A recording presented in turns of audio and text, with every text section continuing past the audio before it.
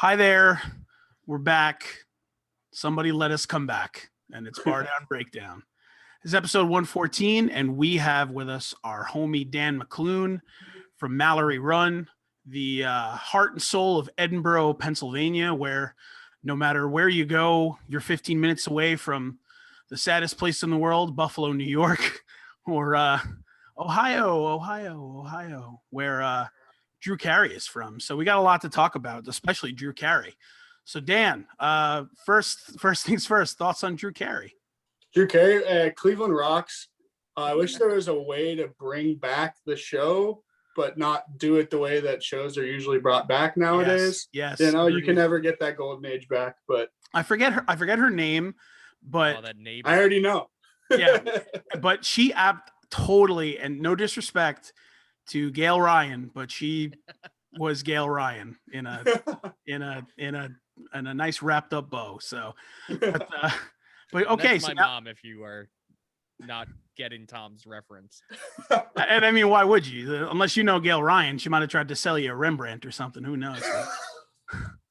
You don't get that joke either, but that's fine. So I'm really glad that we got the Drew Carey thing out of the way, because that was really very important to me. So let's just jump right into it. Mallory Run. So you were gracious enough to give Mikey and I a sneak peek of the new EP that's going to be coming out May 21st. Yeah. Yeah. Actually, my birthday. Dude, there you go. Happy birthday. I took off work. Love it. Yeah, there you go. So awesome listen. Really, really excited. I listened to the new stuff that you sent me, and then I went onto Bandcamp and listened to the stuff from back a couple of years back. A little different, and you could definitely see how you guys, progressed and matured as songwriters and stuff. So I think people who, had the chance to listen to your old EP will really like the new stuff. But let's kind of get into that. So that first EP that came out in 2018, was that kind of like the genesis of the band, or were you guys doing some stuff before that? So yeah, we Mallory Run as a band has kind of been around for a while. It was kind of something I started with a few buddies, honestly, way back in 2013 in college. Oh, wow. Okay. Cool. We had a band and we played as many shows as I can count on one hand, and then it kind of went away. And then Mallory Run, as we know today, really kind of got its start in 2015. Which I actually can't remember if everything's on Bandcamp or not, but our first EP I think would have been around 16 or 17.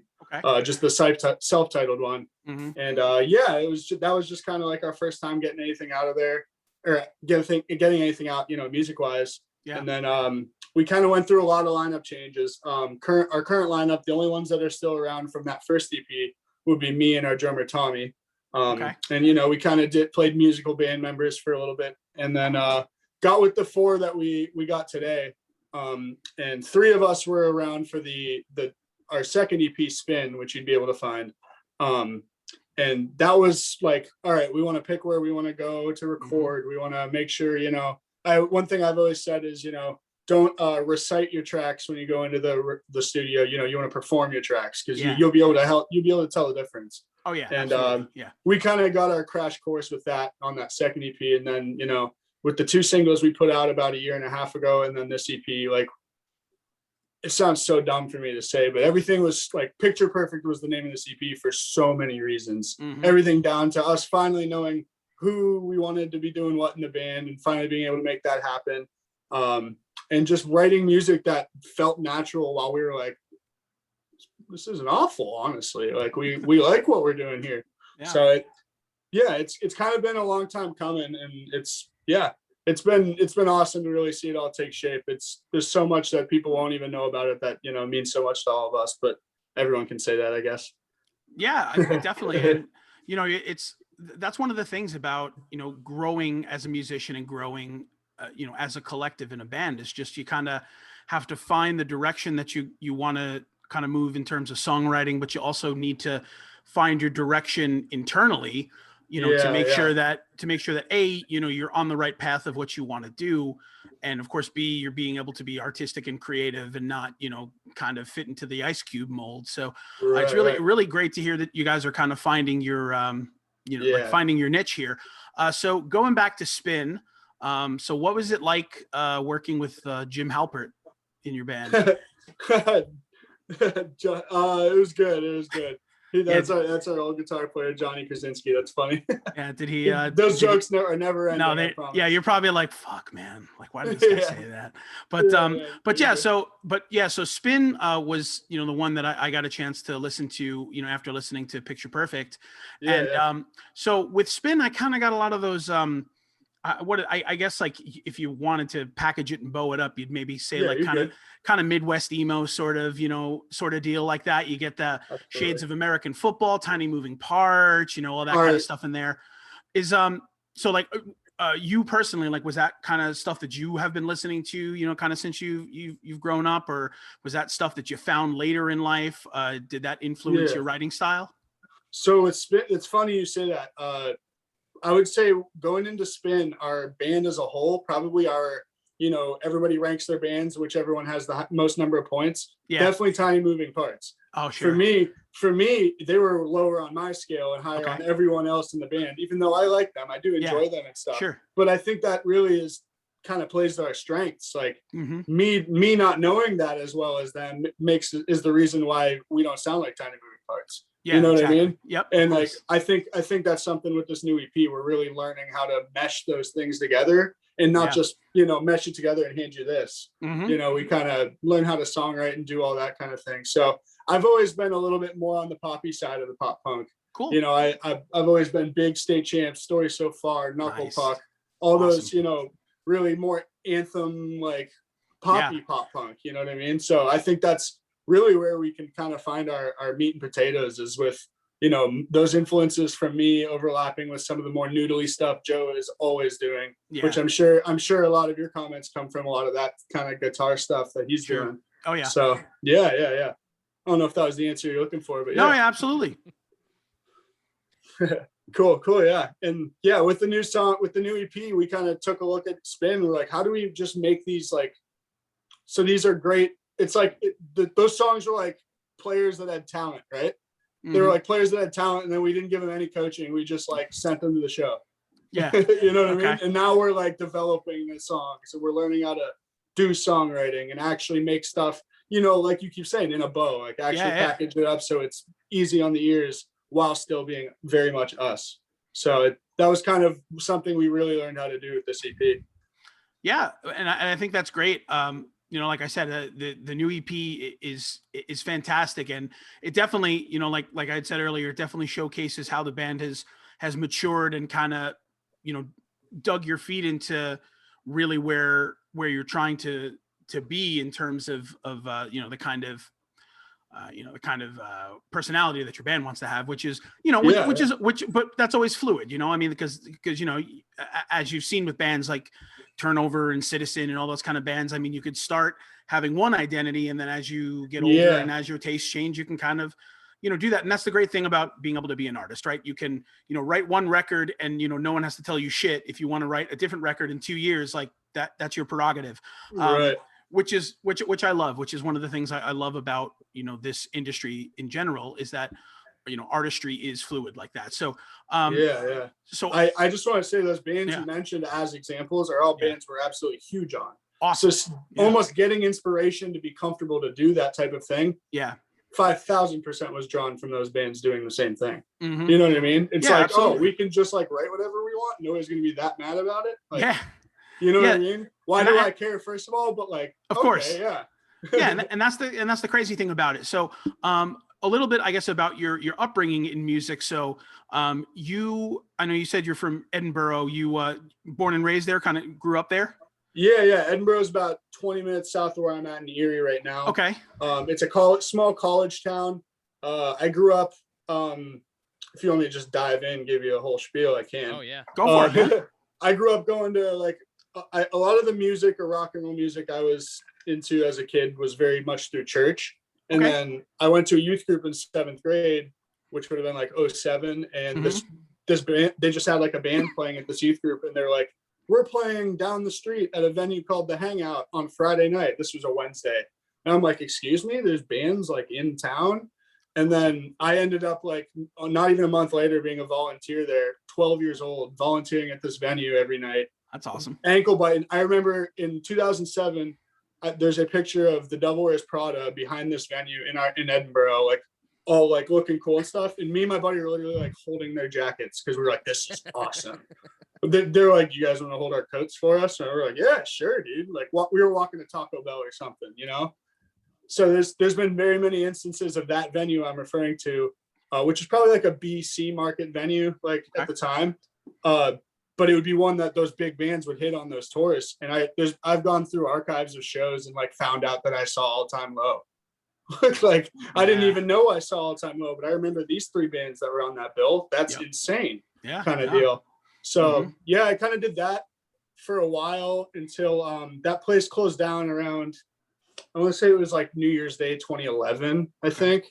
And one of the last shows I ever did there, I was like, there was a light board that literally was just a bunch of buttons, and I could just like press buttons and it would make the stage lights go cool. And that's kind of how that place ran. It was like, whoever wants to do anything, please do it. Great. That's awesome. One of the last shows I ever did was the Wonder Years on the Upsides tour with 4 Years Strong on the Enemy of the World tour with Trapped Under Ice, Every Time I Die. Yeah, and I remember that tour. Yep. I did the stop in Edinburgh of that tour, and like that, the Wonder Years is like, I don't have any tattoos, but I guarantee the first one I get's a Wonder Years tattoo. I didn't even like know them then. Yeah. Like at all. And it's a prime example of like, wait a minute, I saw my favorite band and I had no idea. So yeah, that kind of happened. Like I said, that closed down around 2011. And then I started college in like 2012, 2013. And finally it was kind of felt like I was old enough to be able to be respected and play some shows and stuff like that. And kind of got it going. So like so I know you're saying like kind of B and C market for like your A market tours, where would you have to travel to? See, so the answer to that is definitely like Buffalo, Pittsburgh, Cleveland. Okay. A lot of times bands will hit at least 2 of the 3. Yeah. My preferred market's always been Cleveland, but I never really hit those until like 2011.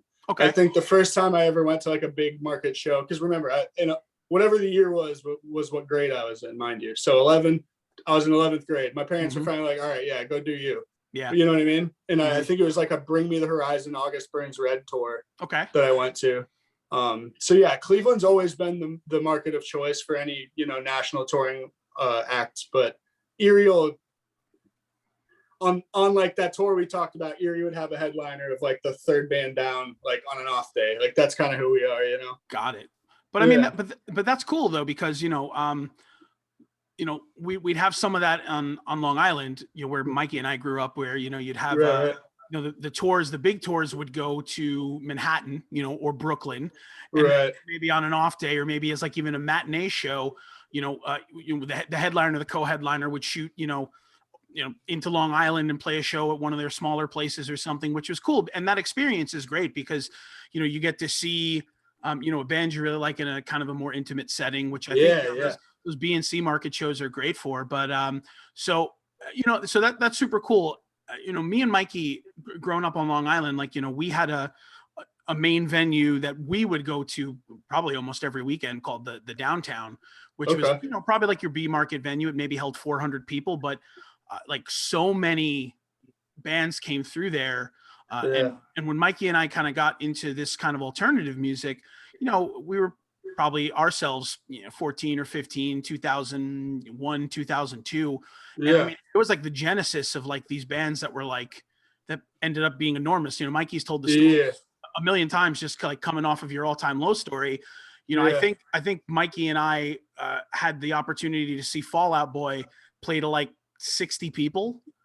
And they played at that venue in my hometown. Do you know who Punchline is? Yeah, you've talked to Chris. Yeah, they played the Hangout all the time. Like they were there all the time. And Fall Out Boy opened for them at that that venue in our hometown.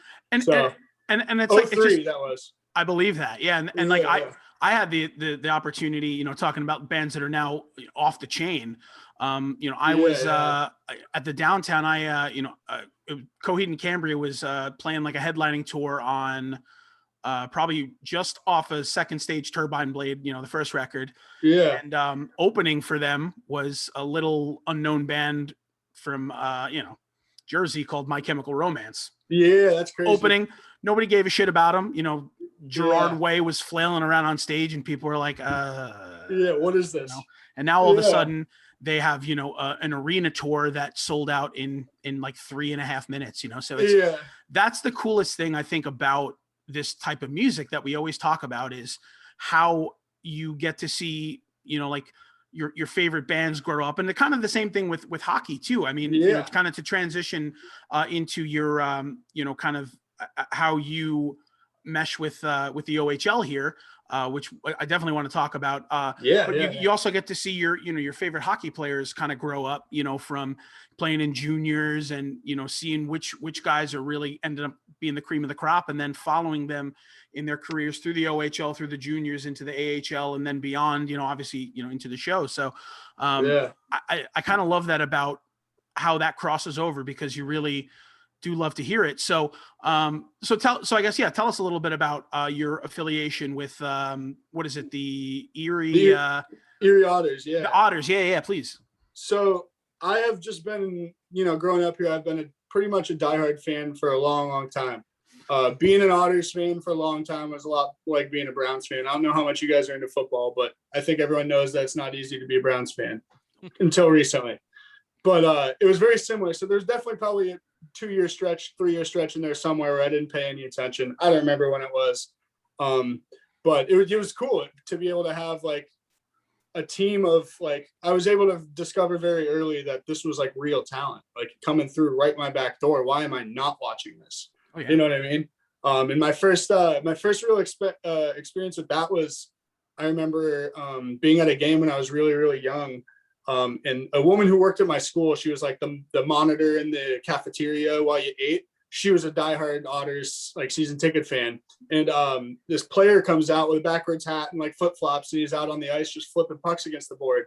And she walks up and she goes, "Dan, that's Corey Perry. Go meet him. You need to meet him." Wow. I'm like, all right. I'm like, okay. And I take my OHL yearbook and he signs it. And I'm like, okay, I don't know who this is, but I'll remember this. So that was like, he was my first guy. I was like, all right, I met this dude. I'm never going to forget his name. Yeah. And then the draft happens and I was like, oh, he got picked here, you know? So that, just like you're saying, to be able to like make that connection, not a connection, but you get what I mean? Yeah. To make that recognition early and then be able to watch him has been unreal. And throughout the dry times in Erie, like it has been very rewarding lately, because there's as many Erie Otters playing right now as there's ever been, you know? Other guys like that, like Ryan O'Reilly. I remember my dad and I driving halfway to Buffalo because they used to do training camp up there. And I remember watching the Otters' new young rookie who didn't even have a nameplate on his jersey yet, number 9, Ryan O'Reilly. Like, I hope this kid's good kind of deal, you know? It's been cool. Those were like the 2 bright spots. I mean, Corey Perry was with London, who we obviously we hate, but it was still cool. I mean, I was a huge hockey fan, so it's like I want to take in anybody who's here. You know, I wish I could say I remember like Patrick Kane, but I think that was during my stretch of not being too into the OHL. And I've like numerous times on here said like how big of an AHL fan I am. Yeah. But I would say that the caliber of talent in the OHL is even a step above the AHL. Like the amount of like high draft picks in the OHL is definitely higher than it is in the AHL. It's kind of a weird thing to explain to people sometimes when I'm trying to say, okay, so there's like the NHL and then the A and then the O. It's like, but these guys are sometimes better than these guys. You know what I mean? In the AHL, not better, but you get what I mean, on a faster track to the NHL. Because I always say I'm going to keep talking about football without being able to stop myself, but the OHL is like the SEC for football. You know, we're seeing Alabama in the London Knights every, you know, a couple times a year in our backyard.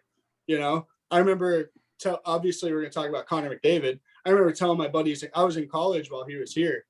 He got drafted to the Otters like a month before I graduated high school. So that was my entire college career, was just Connor McDavid just running the city. You know what I mean? And I remember telling my friends, guys, this is the LeBron James of hockey. Sports Illustrated just wrote an article about it. Like, we should be seeing it.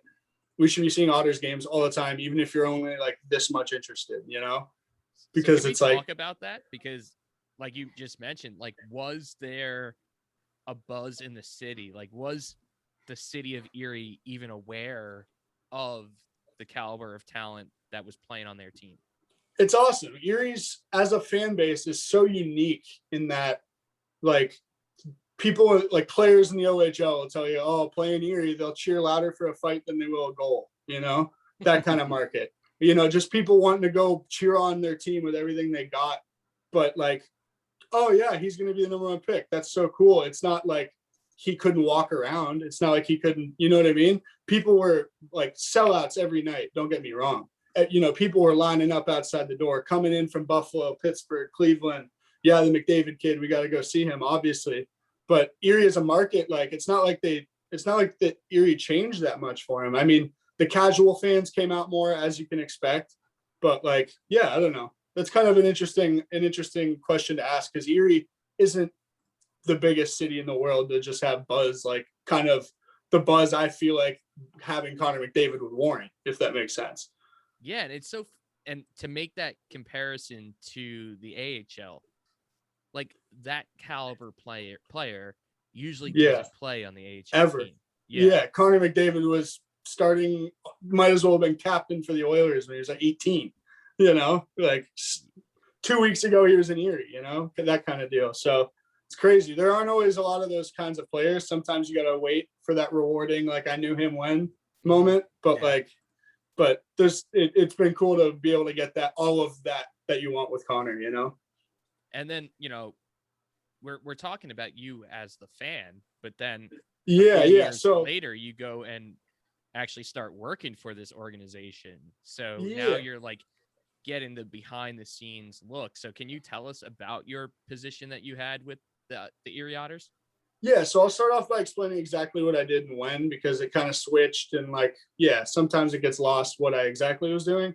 I was kind of finishing before you get into it, just so like the listeners know, even in the AHL, like you don't just have one job title. Like, like, you know, I've met, you know, Alan Fearing, who does the Bridgeport Sound Tigers games. And like when he's on the road, he's doing play-by-play, but then also running their social media accounts. Right, like, right. It's not always just one job title when you're in the I learned directly under a guy much like who you're talking about there, under Aaron Cooney, who was the director of media marketing. He was the play-by-play guy. He did this, he did that, yada, yada, yada. Sold hot dogs. Yeah. Sold hot dogs. Yeah. The whole attended damn the thing. tailgate. No, man. But he actually just moved on to the San Diego Gulls. So he just left right after COVID. So that's another dude that I'm like, he's become way more than like my mentor. He's like a good friend at this point, but I'm excited to watch him grow. And maybe in 40 years, I'm watching NHL on NBC and my old friends calling the game, you know, like, and I think he could do it. He's that good. He was the voice of the McDavid era. So people could remember his voice, you know what I mean? But I was nearing the end of my college career and I needed to get an internship. And I always knew the Otters kind of did that kind of thing. So I just applied for the role I applied for was broadcast/media relations. And it was kind of like a do what you want, make it the most of what you want to do with it. I never really had any background in like play-by-play or broadcast, so I didn't really feel like I should try to dive into that, especially after meeting Aaron and hearing that he did how many years of school to be a broadcaster. I felt kind of bad thinking I could just step in and be like, yeah, I can do this. That'll work. You know what I mean? I felt like I was disrespecting him by being like, yeah, I'll give broadcasting a try, you know? But so what I really was media relations, like public relations. One of my jobs, like I got there, I was picking up all the food and all the coffee for everyone, like you always hear. Show up to Tim Hortons, get 50 plus donuts and gallons of coffee, drop one in the locker room, drop one in the media room where the media and the coaches eat, you know, doing that, pulling my car into the like garage door in the arena and pulling 40 pizzas out of it.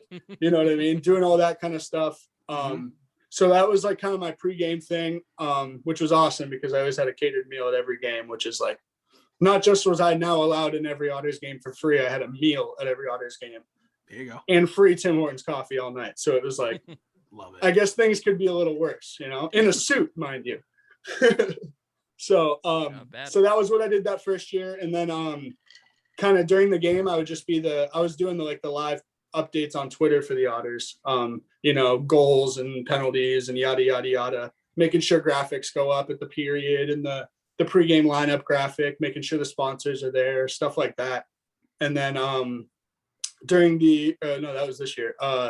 Then after the game, I would be in charge of going down to the locker room that the media did interviews in, and I would walk into the locker room and say like, all right, 3 local Erie news stations, who do you guys want to talk to tonight? And they'd be like, give us Coach Jamie Drysdale and blank.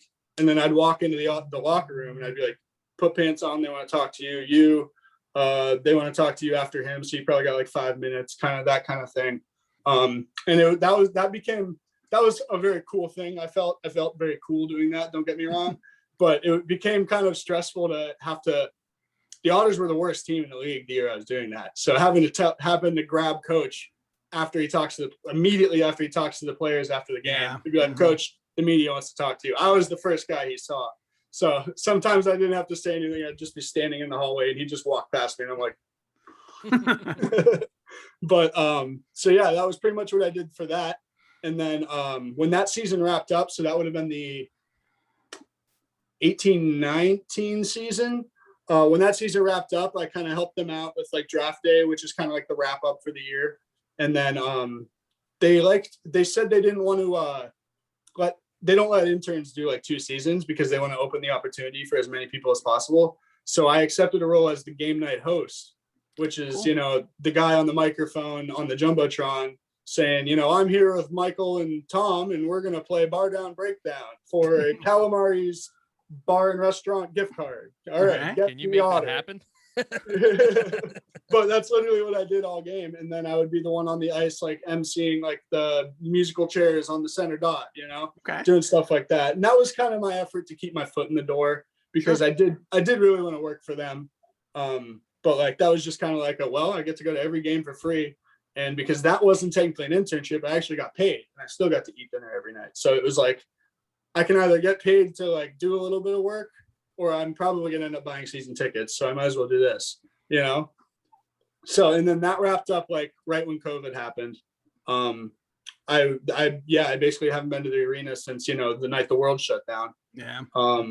That was pretty much the end of that. I still, because I had like a past with PR and with media relations and stuff, I was like a Swiss Army knife for them on that front. They knew I could handle things. So if any of their current interns called off or anything, it was just like, yeah, I can do it. Cool. Give me the login. I'll watch the stream of the away game. And that's what I had to do for the Otters, is watch the away games and like live tweet from home, watching the stream, like from the account and stuff. So that's cool. Yeah. So that's pretty much my full experience with it. And then with COVID and stuff, I just kind of, how long can you wait around for an OHL job that's only going to help you out so much? You know what I mean? So kind of where I'm at now. But yeah, that's kind of where I'm at as far as my actual affiliation and my employment from the team, which was awesome. I got to, talk to all the players from the Otters, and then also talk to anyone I pretty much wanted to from the other teams, keep my eye on who I want to remember, and stuff like that. So now, pretty cool. Now, did you ever get an opportunity to try to get some Mallory songs played in the arena? The staff of the Otters was very about it. Like when I was an intern, I'd be like, hey, can I like play a show on this night that we have a game? They're like, please, yeah, go play a show. I'm like, okay.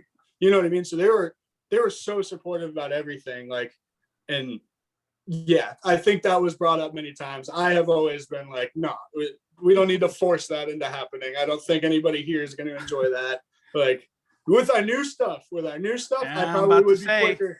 I would be quicker to say yes with our new stuff, but yeah, like with our resume on streaming platforms at the time, I was like, it might not be the best fit, but I mean, some of this new music, man, I mean, like, I could very easily see it being, a goal song for the 2021-2022 season, man. I think you just gotta slip them a little CDR and just be like, put it into existence now. There you go. I don't want Tom to transition away from this before I ask it, so I'm going to jump the gun. Yeah. But since you had kind of like, I don't want to say all access, but kind of all access. I did essentially. Yeah, I mean, I could go wherever I wanted to. So I'm assuming that like over the course of a season, you probably did develop some kind of relationship with some of the players at the time. Like, yeah, definitely. Did any of the guys like listen to this genre of music? Because that's kind of our ongoing thing. You know, because we've now done this 114 episodes, where we've talked to 114 guys and bands that absolutely love hockey, but it doesn't always go the other way, where like hockey players love this kind of music. So, you know, I know that there's a few, like Ryan O'Reilly is one name that has come up as like someone that legit likes this genre of music. Really? Oh yeah, he's like so I'm actually wearing a Spill Canvas hoodie right now. Like, he's a big Spill Canvas fan. And dude, he used to train in Erie in the off season. I don't know why I haven't been trying to plug us to him yet. That's crazy. Well, that's crazy. There you go. Good to know. Yeah. So like, did that ever come up? Like you're walking in the locker room and like a TBS song is playing, or like a Wonder Years song, or like any of that? No. You got to remember, the Otters, these kids are between 16 and 20 years old. So a lot of them are just like top 40 and rap and trap and hype up for, like, that's kind of how they got their juices flowing. Like, no, I didn't really ever hear that, except for just like the stadium rock that you'd hear like during warm-ups. Maybe they'd be bopping a little extra too, but nothing like anywhere near like niche, like stuff that we're like, you know, diving into. But that would be cool. I mean, I got to know some of the players a little bit, to the point where like I followed some of them. I got the follow back, and then I would post like a show picture, and then I would see that some of those guys were liking it. So I think they definitely knew like something was going on more than hockey with me, but I never really saw them dive too into it. Now, can we talk about some of those show posters? Because I was like just scrolling through your, you know, the band Instagram, and it seems that like a lot of the bands that are now like blowing up, like the Barons, the Rarities of the world, like, you know, a year or two ago when they were making their way through like the Erie area, it seems like you were getting on all those like legit like I've been shows. And they've all been sleeping at my house in the room that I'm in right now. There you go. I've been I mean, I've always made it a point to make sure that like I connect with people, because I enjoy connection, you know what I mean? Like that too. But also there is the networking aspect to it, you know what I mean? You want to stay homies with bands, because I'm happy to help them out. I hope they're happy to help me out when we check out Montreal for the first time. You know what I mean? Course. Where the hell am I going to stay in Montreal? You know? Yep. Even the Walmart parking lot that I can lean on might not be the same in Montreal. I don't know. I don't know why I'm picking on Montreal, but like, but yeah. What's that? I said, sorry, dear youth. Yeah. They're like the only Montreal band I'd know. I can't even think of one, honestly, but Simple Plan. Oh, that makes sense. But it's all about building that rapport. You're absolutely right.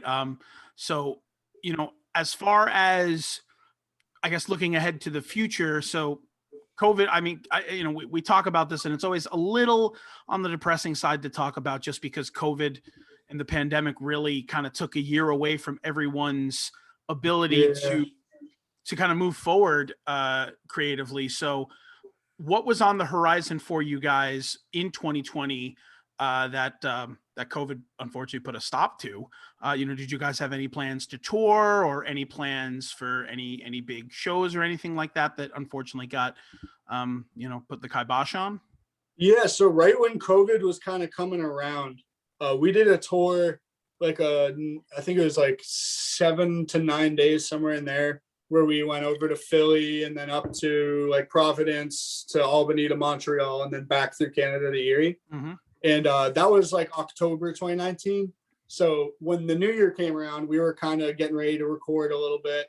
Sure. And kind of like not intentionally laying low, but kind of laying low for a little bit in a bit of an in-between stage. Mm-hmm. So like COVID was, I'm not glad COVID came, but it came at not the worst time for us. We didn't have to cancel a million things, you know?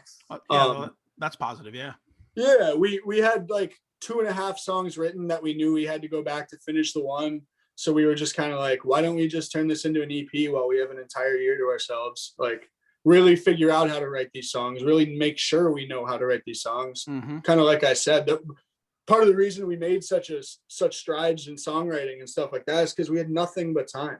You know what I mean? that's all we had the option to do, is like, all right, well, let's write this song again, you know? Mm-hmm. And a lot of that credit goes to the other guys in the band. I will say they all live together, and then I live about 20 minutes away. So those guys are jamming at any hour of the day as much as they want. And literally one of the bedrooms in their house is just where we practice. Well, that's great. So no, yeah. And having a space is one of the things that, like makes or breaks. It really does. I mean, like, you know, I growing up, I've played in a couple of bands here and there. And, you know, for a long time, it was always like, well, whose basement can we practice in? And, you know, and do the neighbors care? Yeah, exactly. And like, you know, whose mom is going to get pissed at us and all that stuff. And then, you know, I was finally in a band where we had a monthly practice space. I mean, we shared it with another band, but we ended up working on our schedules enough where, like, you know, if the guitarist had an idea, you know, he would just be like, yo, you know, let's, you know, what are you doing right now? Nothing, you know, shoot over to the studio and flesh this out. And I mean, like, having that capability, it makes you, it gives you the opportunity to be so much more creative, which is awesome. Yeah. And I think that's one of the things about the pandemic, you know, that is beneficial. And we've talked about it a couple of times, but the truth of it is, with all the time that everyone had, everyone was able to work on perfecting their craft. And I think this year, right, a lot of records are going to end up coming out. And I think of these records, like, for instance, I mean, this episode will have dropped already, but Friday, the 30th, the new Manchester Orchestra record's coming out, right? Okay. Yeah. I mean, like, that record presumably was written during the pandemic. Nothing but time. Right. So, like, I think of a guy like Andy Hull, who is such a strong songwriter, but with all the time now that he had, like, what are we in for? You know? So I think that's such a cool thing, right? And for guys like them who are probably so much more pressured than we are to, all right, when's it going to be out? When's it going to be written? So we can get to the next step. So we can get to the next step. That whole process was just elongated so that bands like that, who probably couldn't take quite the breath that they hoped to, could take a breath and, like, write music. So obviously an awful thing to happen, but, like, creatively, it's kind of, you know, what the doctor ordered for a lot of bands who wanted some time, you know, which I guess you can call it a silver lining. You obviously feel bad to call it a silver lining, but sure. Yeah.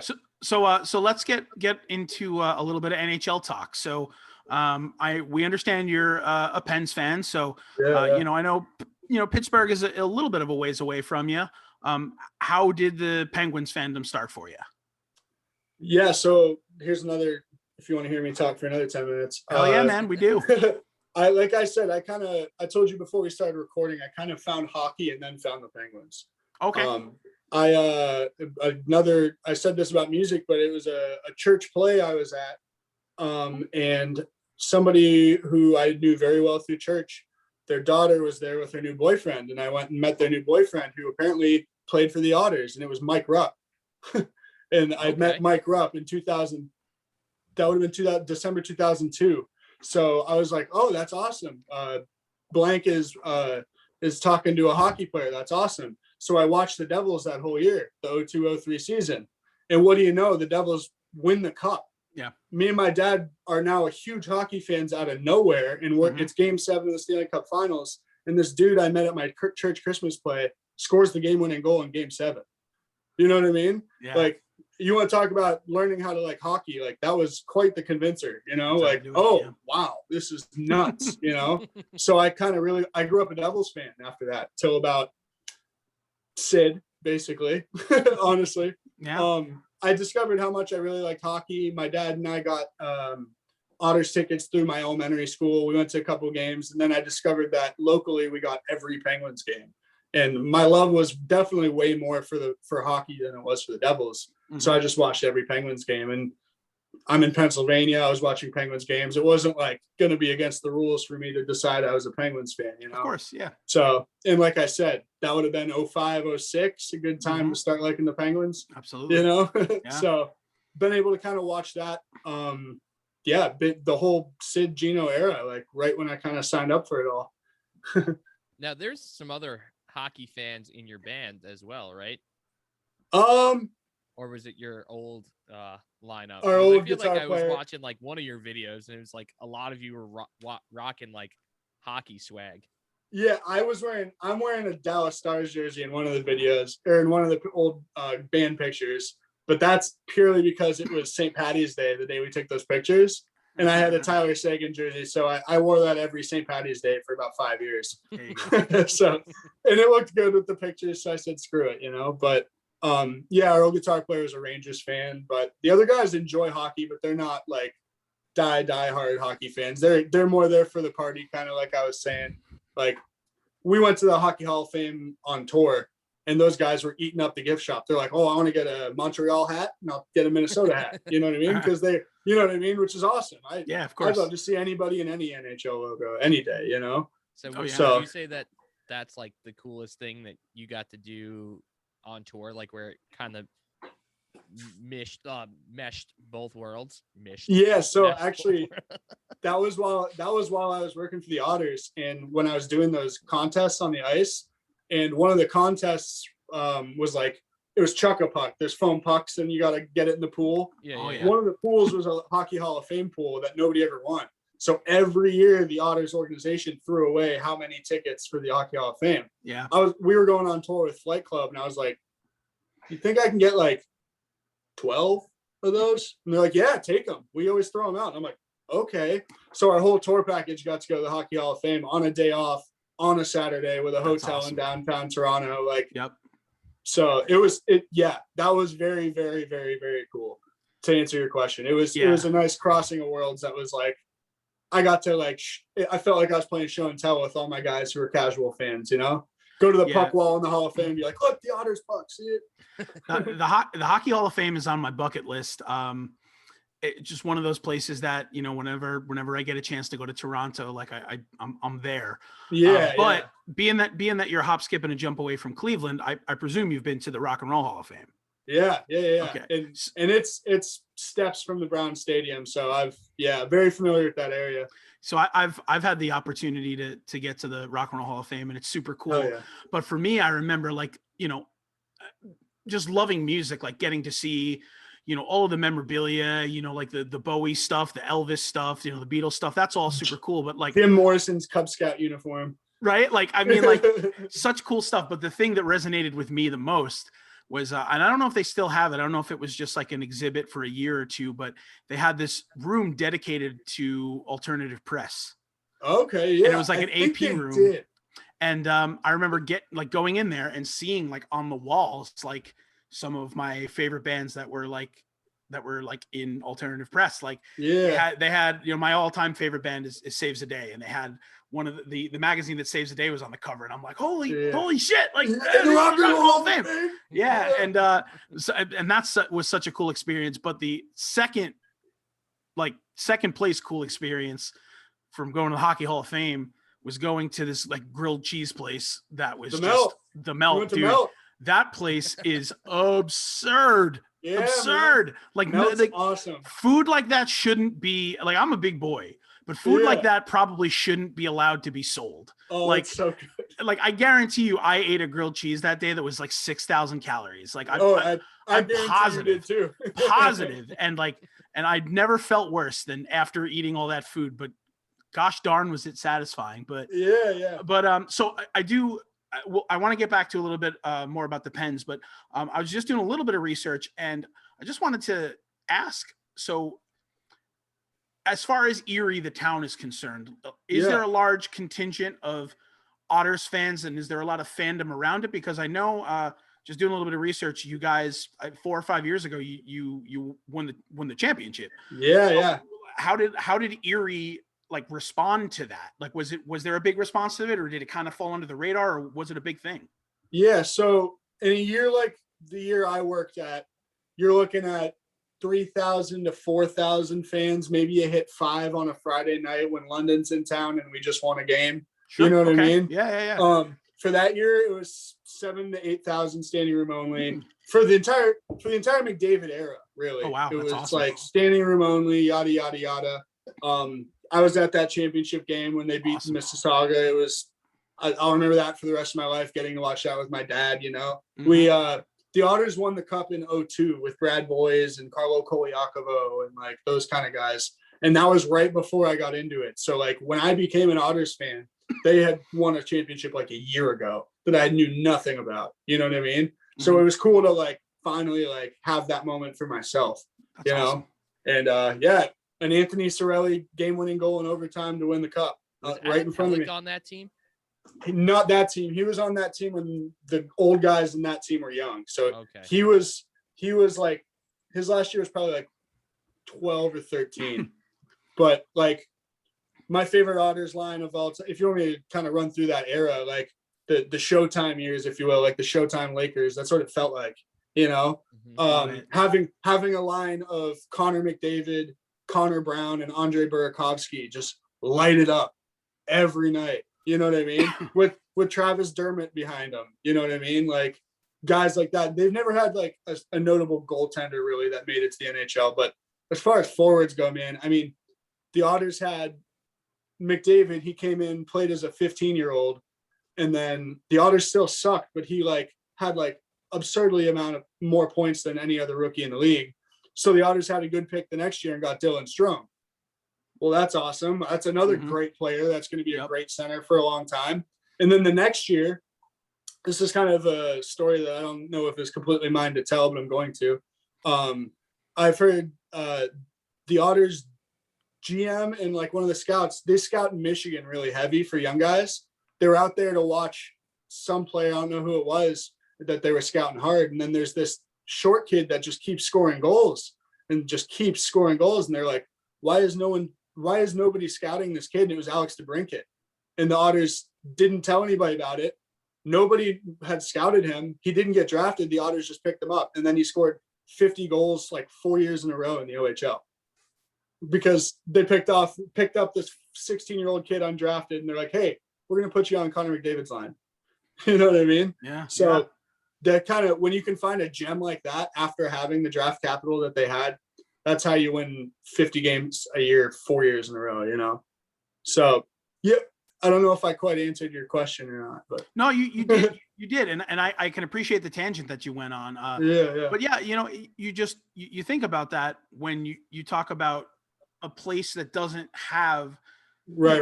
Of course, you know, Pennsylvania has, you know, you've got Pitts, you know, you got the Penguins, you got the Flyers. I mean, you've got all. Yeah. But, you know, in an area where you don't have like a big huge market, big four team or a big market, yeah, you always just kind of wonder that, and like that's something that I wonder about, like a place like Bridgeport. You know, I wonder if the Sound Tigers went on a run, like would anyone in Bridgeport care? And I think the answer is no. I really don't think so.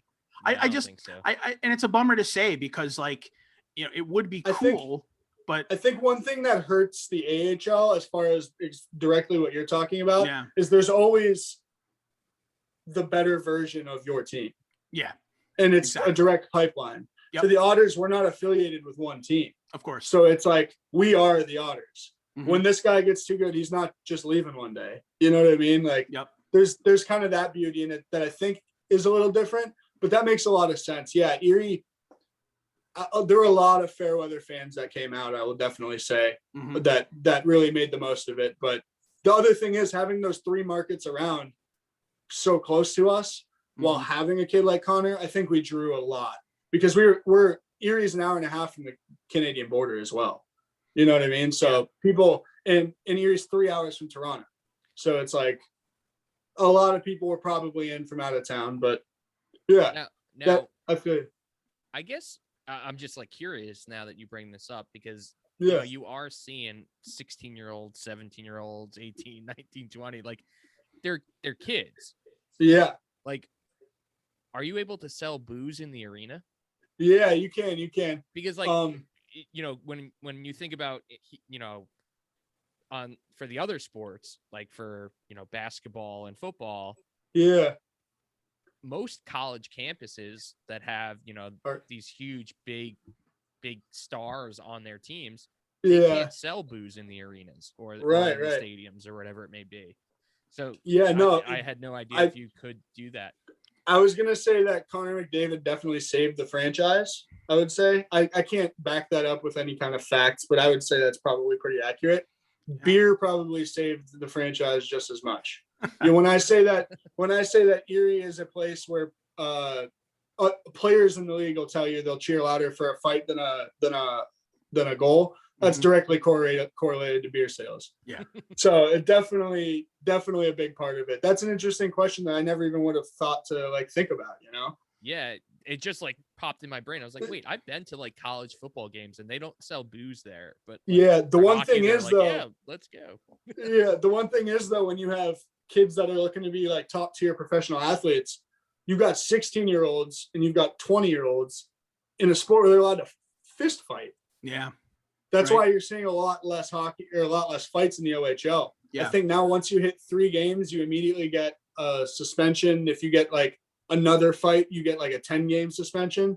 But back in the day, it was like it was like a very, very, very physical league. But nowadays they're starting to look at it and they're like, we got a bunch of like 50-year-old people like coming here to drink booze and like yell at like a 16-year-old getting his face punched in by a 20-year-old. Like, let's look at this as a league and see what we can do. And I think another part of that too is like when you're in, you know, the OHL or you know, like the QMJHL or like all of these, you know, junior leagues, like your goal is to shine and sparkle as much as you can and show off your strengths. So I'm sure a lot of these guys, like, even though they've, you know, grown up loving hockey and they understand that fighting is a part of the game and why fighting is a part of the game, you're probably less likely to do it because realistically you're on the ice trying to showcase the version of the player that you are.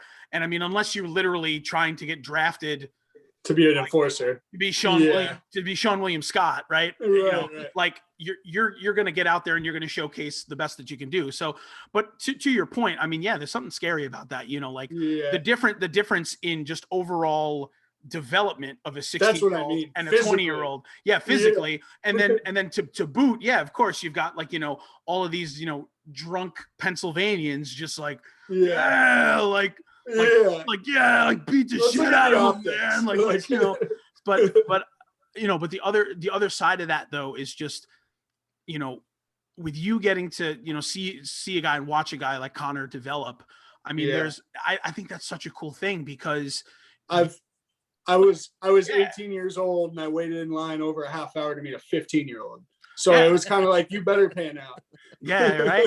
But I mean, so even like to that point, like it's you working for the, you know, for the OHL and like getting to directly be a part of the, you know, the pipeline of these, like, what is it like to like look a 16-year-old kid in the eyes that's like, you know, devoted his whole life to being a hockey player? Yeah. Do you see some, like, I don't want to make this depressing, but like there's got to be like a little twinge of stress. Of stress and emptiness in that, because like, you know, think of like, you know, I think of what I was doing at 16, right? I was starting to play music and dumb shit. Whereas like these kids, like they don't get the dumb shit phase. No, they don't get that opportunity. That's so, like, kind of that could maybe speak to the band thing. Like, no, they're not listening to these small bands. They don't have freaking time. Yeah. No, when would they have discovered this band? You know what I mean? That was something I really got to see kind of with Drysdale, the rookie for at Anaheim. He was like kind of our crown jewel the past few years, and he's now just cracking the lineup at Anaheim. He had a goal in his first game, and then I don't know if you saw Zegras had the goal right after him. Like both of their top rookies had a goal a minute apart, or had their first NHL goals. But like watching him develop, going from my first year, he was like, I came in right after the draft, so he was like the new shiny toy for the Otters. Like, this kid's going to be good. Yeah. Like, he's like a Chris Letang, you know, puck moving, fast defenseman. Watching this kid, like, so one thing that I had to do was like post-game skates. The Otters started to do every Sunday game. You could skate with the Otters after the game because these are just kids, you know, like, they're just like, you think it. The OHL seems such a big deal on paper. So there's a free skate after a game, and you just see 16-year-olds in Otters jerseys, and you're like, this is the players, you know what I mean? Especially now compared to me learning about them when I was in second grade. You know, I looked up to these guys and couldn't tell you the difference between that and like an NHL player. But like to see so for these post-game skates, a lot of times near the end of the year, Jamie would be in interviews with teams that would come to scout him, and then he would pop out to the skate afterwards, and you could just see on his face like stress going through him. You know what I mean? Like, he's getting interviewed by Boston, and he's supposed to be going 4th overall, but still Boston is probably, this isn't something he like said or anything, but it's just like, you know, Boston's probably grilling this kid with hard draft like interview questions. And it's like, this kid's got to do this after every single game, after being stressed the whole game about, I mean, to be an elite athlete, I'm sure there's a certain degree of ice in your veins for that kind of thing. But like, I definitely took notice to it with him. It's funny you bring that up. I definitely noticed that the human element a lot more than I ever would have with guys like like Jamie Drysdale. That's a good opportunity. But I mean, like, you know, a 16-year-old, right? I mean, they're still going to school, right? Yeah, so the way it works is they'll live with a billet family here in town, and then they'll just go to a local high school. The Otters have a certain contract with a certain school, and like, I knew kids. I have buddies now who were in high school classes with Connor McDavid. But it's like, imagine that though. Imagine like, so like you're being groomed to be a professional hockey player, but like you still have to like get through high school and graduate high school. Like that. Like I guess the enormity of that is something that maybe your casual hockey fan doesn't think about, you know. At all. Hockey's such a young game, right? So it's like it's sometimes hard for me to put into perspective. Like when I watch, you know, like when Mikey and I watch Islanders games, it's like at a certain point 10 years ago, it was like we were all parallel with them. It was like, oh, these guys are 24, like we're 24. But now that I'm 34, you know, I look back and I'm like, shit, like I'm older than any Islander, like maybe other than Andy Green or Leo Komarov, because they're like 7,000 years old. It's just so funny now that you put that into perspective, because like Andy Green's not much older than us, right? And like everyone makes a joke like, "Oh, that's the grandpa." Like, and even that with like with I'm like, shit, he's only like 2 or 3 years older. And Leo Komarov, right? I mean, everyone calls him Uncle Leo. He's like, Uncle Leo. He's a bag of bones. He's so old. But what is he, like 3 or 4 years older than us? Like it's he might even be younger than us. Isn't dude? And that's scary. Too soon. But too soon. I think that's such a wild thing, because you really forget. And I was kind of presented the opportunity to have that realization. Yeah. Right when I was like keen to it, you know, like I hit that age where I could have that realization when I was given the opportunity to like be around them enough to see it more. You know what I mean? So like, always making sure.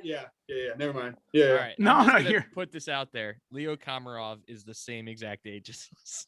Oh, but wow. Yeah. We gotta stop calling him Uncle Leo and just call him like Brother Leo. Cousin Leo. Like Cousin Leo. Friendo Leo. But no, I mean, if I never have to mention that guy's name again, I'm okay with that. I'm very much okay with that. But dude, Dan, this has been like such a dope conversation. Like it really has. Likewise. It's just like so cool to get this perspective. Like we've never really had an opportunity for to talk to someone who has such close ties with the OHL and has that insight. So it definitely has been so cool. Before we let you go, I do just want to ask you one last question, a Mallory question. So you know, now that we talked a little bit about what you guys ended up missing out on, but now that, you know, we're all getting vaccinated and we're starting to look into herd immunity and, you know, shows are coming back and stuff. Do you guys have any tentative plans? I mean, you know, we've got your release coming up on the 21st. Do you have any plans to maybe in, you know, the next 6 months to try to strike up a tour or maybe even work on a release show or something like that? What's in the cards for you guys? I would say we're kind of playing the long game with touring. You know, if that comes to us, we're down to talk kind of deal, but it's not like we're trying to get something figured out today or anything. Release show would definitely be really awesome. Obviously, we're gonna wait and give it its due diligence. Yeah, of course. But we're dying. We really want to get an LP out, hopefully sooner than later. So if we're ready to start writing music before people are ready to book us, we might go do that again. Sure. Just kind of playing it by ear at this point. I think, to be completely honest with you, our priorities have changed a lot over the past like 2 years. And that comes through in the songwriting.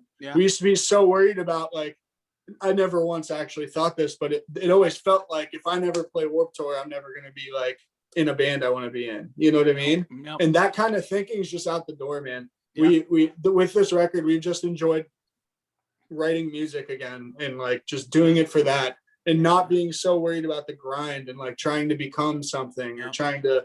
And so like where we're at right now, it's like, all right, well, if the next thing that shows up on our plate is to write more music, let's do that. Let's keep our ears open to the wind to do whatever comes our way. But like, yeah, that's kind of where we're at. Yeah.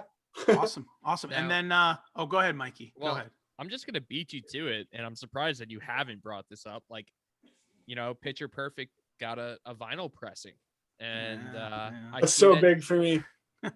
And I see that like one or two of the variants have already been like sold out. Yeah, that partially is because we did some pretty ambitious things as far as like the design. So some of the things we did were very limited. So like we only pressed maybe 250 copies, and three of them were out of like maybe 30-40 copies, 20-30-40 copies. So being able to say it sold 3 variants out sounds a lot better for me than it does, you know what I mean, than maybe it really is on paper. Yeah. But it nonetheless, we were able to sell 100 records on that first day. That's which awesome. Is like awesome. Doesn't even begin to describe it. I would say that speaks to Here Goes Nothing Records, who I don't know if you guys know anything about them, or Hector, who runs it. He's somebody I've known through the vinyl community. I'm a vinyl nerd for collecting vinyl. I know you guys had talked about like Violent General in collabs in the past before. Yeah, I'm all about like, alternate artwork. Give me this collab on a vinyl sleeve, like all that stuff. So I was like, Hector, we would love to press this if there's interest. Shot him the tracks, and they were extremely, extremely interested. So we were able to make something happen on vinyl. And then his network of just vinyl nerds like myself is spread so far out that people bought our record just as much for the artwork that Hector helped us dictate and create, and the package we were able to create, just as much as probably more than the amount of sales we had for people actually excited for the record. You know what I mean? Well, like I do want to comment, like the black splatter one. Yeah. Like, I don't even know what those things are called, but like the little flowers that people pick up and blow. Whatever, yeah. Like, or the weed. It's really dandelions. That's our whole. That's a dandelion? No, that's not a dandelion. That's what is it? Yeah. Our EP is a dandelion. Are you talking about the black vinyl pressing? Yeah, the black vinyl pressing. Yeah, that one is kind of a little bit ambitious that Hector had said he wanted to try. But it looks like a continuation of your album art. Right. That's what I see when I look at it. And that's cool. There's a good degree of me that just told Hector, like, dude, I have seen what you've done. I've seen the stuff you've been doing. I'm halfway ready to let you do whatever the heck you want with this release, vinyl-wise. Like, and sometimes I can have trouble like initiating those ideas. And the second he came up with an idea, I was like able to run with it. So it was just a great, like, between him and Jordan Sigmund, who did all of the design work for us, who's actually a buddy of ours here from Erie. Hector was like, if you have a local artist you want to use, please use them. Like, yada, yada, yada. It was just like the greatest experience ever as far as people to work with. It was just nothing but good vibes and positive energy and productive, like extremely productive. And it really reflected in the final product that I still really can't fathom holding in my hands, but I will. Yeah, I mean, I'm just looking at it right now. That's not a dandelion. That's what it is. It's a dandelion. That's what those things are. For some reason, I thought dandelions were yellow. No, you're thinking of like sunflowers. No, maybe I'm thinking daffodils. Well, it could be daffodils. Yeah, that's probably what you're thinking. No, a dandelion is the thing that you blow, and the white, and that's a dandelion. Right. And so there's a bit of a theme with our EP of one thing I said in a post when I shared our like original release is that our EP is kind of about learning to really like enjoy life while realizing that sometimes it won't feel that way. Mm-hmm. You know what I mean? Like, you can feel like absolute shit, but still realize that like you feel like shit because you've had happiness to compare it to. And there's this constant balance in life, yada, yada, yada.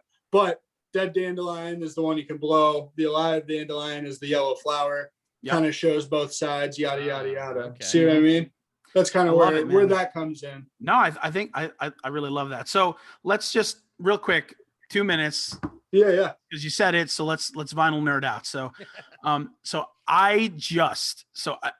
my story is that a huge vinyl collector, probably 7 or 8 years ago, my collection at its apex was probably at around like 900 LPs, 407 inches. So I'm just getting started on that kind of grind. I had a lot. So I'm not there yet. But so I sold it all off, and then but I because I was moving to Florida, I didn't want to take it all with me. And trust me, dude, like the records that I had and the prices that the records that I had are going for now, like I'm literally like, I look at some of them and like, I want to actually cry. Did you have a first press of Dogecoin? No, I didn't have Dogecoin, but here's let me tell you, that's what it's been like though in vinyl. Dude, I know, like, it's insane. So right now, so I started collecting again. My fiance for our anniversary got me a record player, just kind of bare bones Audio Technica. So I'm just that's what I got for now.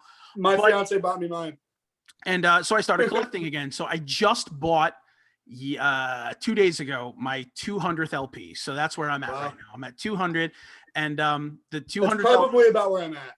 The 200th LP that I bought was directly from Mark Rose's website. I bought a press of Spittlefield's Stop Doing Bad Things, because it's my favorite record, so I just bought it. Not familiar personally. No, that's okay. That's okay. Yeah. If you get a chance to listen to Spittlefield, though, awesome band. I will. Like 2006 era Victory Records, pop punk. Yeah. Like, totally dope. But anyway, so as far as your record collection is concerned, what is your your coup de grace piece? Like, what is your holy grail? Your holy grail right now that you have in your possession? I have a test pressing of Knuckle Puck Don't Come Home that I like. Ooh, all right. I have are you familiar with Hot Mulligan? Of course, yeah. They pressed all of their original like old EPs on stuff and hand numbered them, and I happened to get number one, hand numbered number one out of 150 of that. There you go. That's that sick. one's one I leave in the mailer kind of deal. Nice, yeah. I don't have anything absurdly like holy shit, but stuff like that. I'm gonna in 10 minutes after we get off this call, I'm gonna be like, why didn't I tell him about something? No, you're fine, man. Don't worry about it. But yeah, I really, one of my favorite pieces is probably the Violent Gentleman Seaway collab, like the Big Vibe one. Like that, it probably doesn't hold as much, like monetarily vibe. I said vibe, monetary value as other ones, but that one for me was just like we keep saying, like two worlds, like that couldn't intersect better. I know, yeah, and I just hope that they keep doing them. You got to imagine that they will. I am very, very much hoping that when they finally announce the new Every Time I Die record, there's going to be a sweet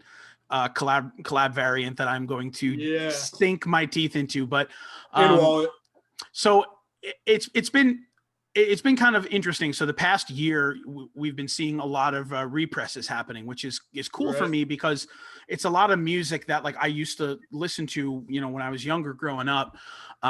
But for me, like I said, I'm a huge Saves the Day fan. So when I had my original collection, I had an original copy of In Reverie, which is, one of my favorite Saves the Day records. Got that song Anywhere With You on it. I mean, it's great.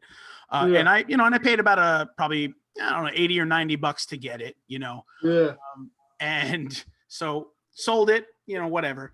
So this record label comes along. I think it's Take This to Heart Records that repressed it, and they repressed it, and like it sold out. I did see that. It sold out in like 10 minutes. I was able to get a copy, which I was super excited for. Was it Parting Gift?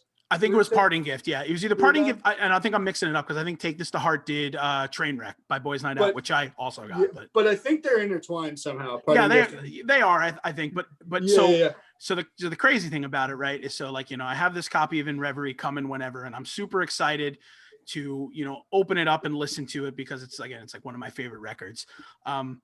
But so I kind of got into this hole where I was like, man, like I had all these records.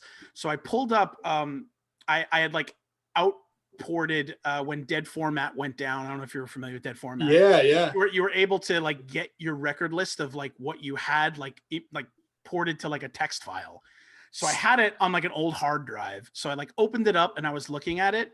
And I guess I wanted to really pain myself. So I started going to Discogs and like don't do it. Plugging in all these records. Man, dude, when I tell you I had a copy of Sempiternal by Bring Me the Horizon. I have one of those. It was a first press. It was on gold. It was out of like 500, right?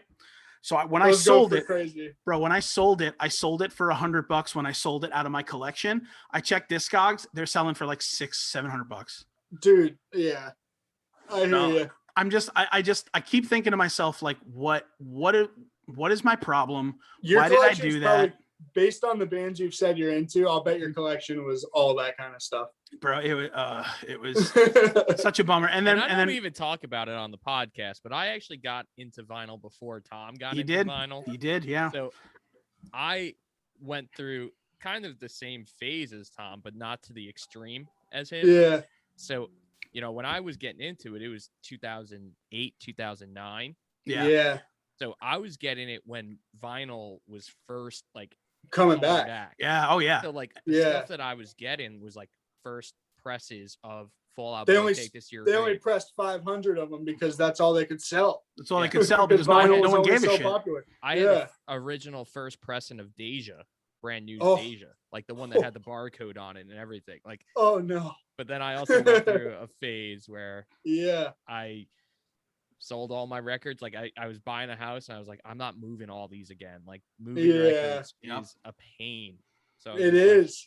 I was even like, two milk crates full was a pain for me. And I'm like, am I really doing this? Yep. So, I mean, vinyl is a dangerous game. I've learned that once and I'm learning it again, but super stoked because, I got a chance to look at those variants and rightfully so. I mean, the two that sold out were beautiful and they were bound to go, but here's to hoping that once you nail through those 250, you repress. You guys had a repress because we can do a Bardown breakdown alternate cover. Oh, don't listen, man. Like these are dreams that we have. Dreams that we have. I almost just dismantled my whole computer when you said that. I just almost ripped the tower out and just threw it across the room, dude. You have no idea, but that'd be sick, dude. It would be sick, and we could. I don't know. We'll see. Because in my brain, like I'm DraftKings money. Yeah, we need that DraftKings money. So So sign on with the promo code THPN. Please get on to DraftKings. Just bet on something, anything. Yeah. Dan, listen, man, it's been such a blast to have you on, to chat with you. We are, like I said, the new EP, when everyone gets to listen to it, it's such awesome stuff. So we're really looking forward to you guys releasing that on the 21st. And then the next track that you guys are releasing will be out by the time this episode's coming out. But just give us a little spiel about it. Give us your socials so everyone can check you out. And then we'll lead us into the greater pastures, man. Yeah. So you can find us on social media at Mallory Run PA, MALLORY RUNPA. Twitter, Instagram, and then Facebook. You can just give us a search if you're into that. We do have a TikTok. It's kind of spotty with how often we do it because I don't know anything about it. Our new song out on April 30th, which will have been a few days ago now. It's called Oh Normalcy, and it was kind of we didn't plan to have a token quarantine track, but it was kind of our token quarantine track, which I think we're gonna see out of some bands. Oh yeah. Like people had some thoughts, and a lot of people had a lot of the same thoughts during that stretch of what am I doing today? And it felt like the overall EP is much more upbeat than what we're usually doing and much more positive. Mm-hmm. And it kind of, not only are we now emerging from our quarantine stage, everyone, it felt like our emergence from our old style to our new style as well. So it kind of, being able to put it out this week in world context as well as our context just kind of felt right. So it's kind of just, it's a plea to normalcy. It's called Oh Normalcy, but that's basically what it is. It's kind of like, can't wait to be back into the normal life, Awesome. listen, man, really looking forward to it. Dan, we appreciate you being on. We appreciate the insight into, all things OHL, and we're super excited for what's coming up with Mallory Run. I presume just because we love to do it, being that track will be on all streaming platforms, we're probably going to go ahead and add that to the Bardown Breakdown playlist, because, we got to showcase the homies whenever we can. And I'm sure Mikey will make another TikTok about it where he'll point to like something and something will pop up. That's all it takes, man. And he'll make this face. I don't know anything about it. For all of the people that actually watch these video portions, this isn't going to mean anything to the people that are podcasting this, but you all can see it. So I'm going to do the Mikey face. This is the Mikey face that he makes in every video. I don't know why he doesn't smile, but this is it. He's like, I think I just look like that. I think it's the German in me. Bardown Breakdown. Oh, no. I'm sorry, bro. I mean, 114 episodes. I finally had to put you on blast for your pouty face, but dude, I wish I had a different face. You got a beautiful face. You got a beautiful face. You got a beautiful face. You don't worry about it. If you ever get divorced, your beautiful face will find you another woman. She won't be as great as Caitlin, though. I promise you that. Me, dude. No, I'm not wishing it on you. I'm just saying, like, on me, Ricky Bobby. You got, you at least you got a great face for it. So, Dan, thank you so much, man. We appreciate your time and being with us, and all the best in 2021. And when you guys inevitably blow up, and you guys are on your 5th or 6th pressing of this record, you can come back on and we could talk about how you're like a vinyl superhero. I'm all about it, man. I hope so badly that becomes real. Bless, man, for sure. Dan, thank you so much. And likewise, guys. Yeah, man. I appreciate the time. I appreciate it a lot. Anytime, man. You have a great night. You too, guys.